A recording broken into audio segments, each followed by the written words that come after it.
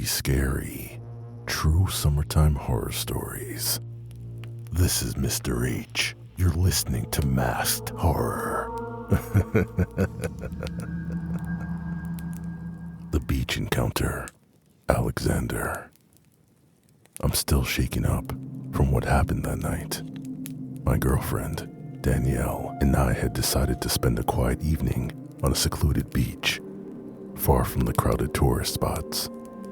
We were looking forward to a peaceful sunset, just the two of us. We found a spot near the dunes and laid out our blanket, excited for some much-needed relaxation.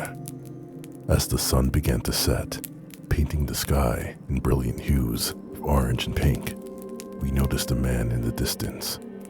He was standing still, staring directly at us. At first, we tried to brush it off. Maybe he was just another beachgoer enjoying the view, but something about his presence felt off. He didn't move, didn't take his eyes off us. We are a good-looking couple, and we are always getting hit on, and people try to pick up one of us or both of us, the usual. But we weren't trying to do that, not this time. This situation was different. I suggested we pack up and leave, and Danielle quickly agreed. As we started gathering our things, I glanced back at the man. He was walking towards us now, slowly at first, then picking up speed. The closer he got, the more unnerved I became. I told Danielle to hurry, and we began to quicken our pace towards the car. Suddenly, the man broke out into a full sprint. My heart pounded in my chest as we bolted for the car, adrenaline surging through my veins. We barely made it, slamming the doors shut just as he reached us. He pounded on the windows, shouting incoherently, his eyes wild with some unknown rage or madness. We sped away, the tires kicking up sand as we left him behind. I glanced in the rearview mirror, and he was standing there, watching us disappear down the road. That night, we couldn't shake the feeling of his eyes on us. We tried to laugh it off, but deep down, we were both terrified. When we got home, we thought the worst was over. We decided to unwind by checking our social media. That's when things took an even darker turn. On Danielle's Instagram, there were new posts, photos of us from the night on the beach. The pictures were taken from angles that suggested the man had been following us long before we noticed him. One photo, in particular, sent chills down my spine. It was one of us sitting on the blanket, oblivious to the danger looming in the distance. The final photo was the most horrifying. It showed the man standing in our driveway, staring directly at the camera. He knew where we lived. Panic set in immediately. We called the police, but they couldn't do much with just a few unsettling photos. We knew we had to get out of there. We packed up our bags and stayed with some friends, leaving behind our home and our peace of mind. Danielle couldn't think of staying at our place anymore, so we listed the house for sale anonymously, not wanting anyone to know where we had gone. While moving out, we only went during the day and made sure we always had protection with us. Our lives are forever changed, haunted by the encounter with the man on the beach. Even now, in our new place, we can't shake the feeling of being watched. Every creak, every shadow puts us on edge. We still check our social media nervously, half expecting to see new photos, new evidence that he's found us again. The camping trip gone wrong. Tara H. I'm Tara, and I need to share what happened on our camping trip a few years ago. It's something that haunts me still. We were a group of 6 friends, eager for a weekend of hiking and adventure in a national park.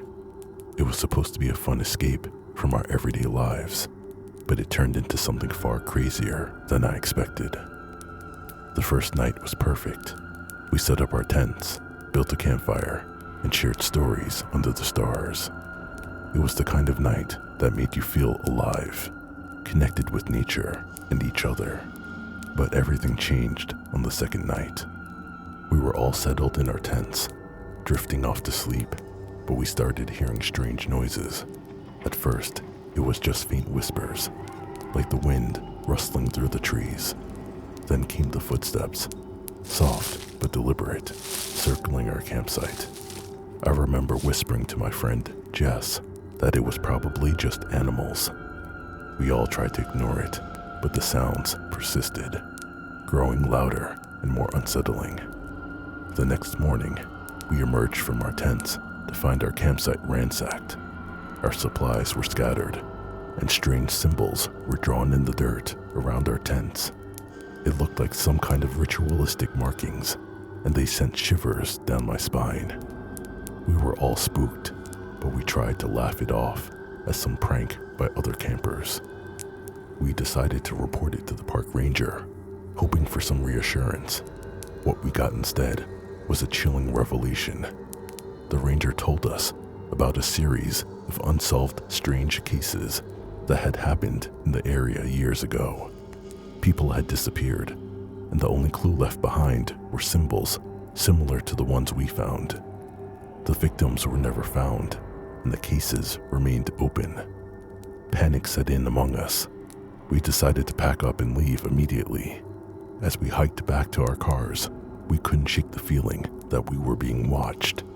Every snap of a twig, every rustle in the bushes made us jump. The sense of dread was palpable. About halfway, we stumbled upon an old, abandoned cabin. Desperate for a place to rest and gather our thoughts, we decided to check it out. Inside, we found graffiti and signs that teenagers had been there recently. There were remnants of campfires, empty beer cans, and more of those strange symbols. It dawned on us that the noises and symbols might have been part of some elaborate prank by local kids. But even as we tried to convince ourselves that it was all just a joke, I couldn't shake the feeling of being watched. We continued our hike back, but the atmosphere had changed. We were on edge, every sound putting us in a state of high alert. We finally reached our cars. We were exhausted and scared. We drove out of that park as fast as we could, vowing never to return. For a while, life went back to normal, but the experience left a scar on me. I started having nightmares, seeing those symbols in my dreams, feeling the presence of something sinister. Even now, years later, I can't shake the feeling that someone or something was really out to get us. The logical part of me knows it was probably just a prank, but a part of me will always wonder if we were truly alone in those woods. The other day, I found a symbol drawn in the dirt outside my apartment. It was identical to the ones we saw on that camping trip. I can't help but feel whatever it was, it's not done with me yet. The Lake House Intruder, David M. I still remember that summer vacation like it was yesterday. I was 14 years old, and my family rented a lake house for what was supposed to be a relaxing getaway. My parents were excited for a week of swimming, fishing, and barbecues. My sister Emma, who was 11 at the time, was just as thrilled as I was. The first night was calm and beautiful. We sat on the porch, enjoying the view of the lake. The sun began to set. I noticed a light flickering in the woods across the lake. At first, I thought it was fireflies, but then I realized it was too rhythmic. It flickered on and off in a steady pattern. My dad said it was probably other vacationers, maybe kids with flashlights playing around. The next morning, things got strange. We found footprints leading up to our door. They were too large to be ours and seemed fresh. My dad decided to install a security camera to make sure everything was okay. He didn't want to scare us, so he just told us it was for precaution. That night, after we all went to bed, my dad checked the camera footage. What he saw sent a chill down his spine. A masked figure was standing at the edge of our property, just watching the house. My mom called the police immediately, but by the time they arrived, the figure had disappeared into the woods. Over the next few nights, the intrusions became more frequent and brazen. We heard tapping on the windows, saw shadows moving outside, and once, the power went out for a few minutes. Each time we called the police, the figure was gone by the time they arrived. My parents were growing more and more terrified, and I could see the fear in their eyes, though they tried to stay calm for Emma and me. The final straw came on the fourth night. We were all in the living room, too scared to sleep, when the masked figure appeared at the window, staring in at us. My dad grabbed a kitchen knife and ushered us into the car. We fled in the middle of the night, leaving behind most of our belongings. We went straight to the police station and reported everything. They promised to investigate and told us to stay in a hotel for the night. The next day, we learned from the locals that the lake house had a history of strange happenings. Previous renters had experienced similar incidents, but no one could explain why. A few days later, the police called with an update.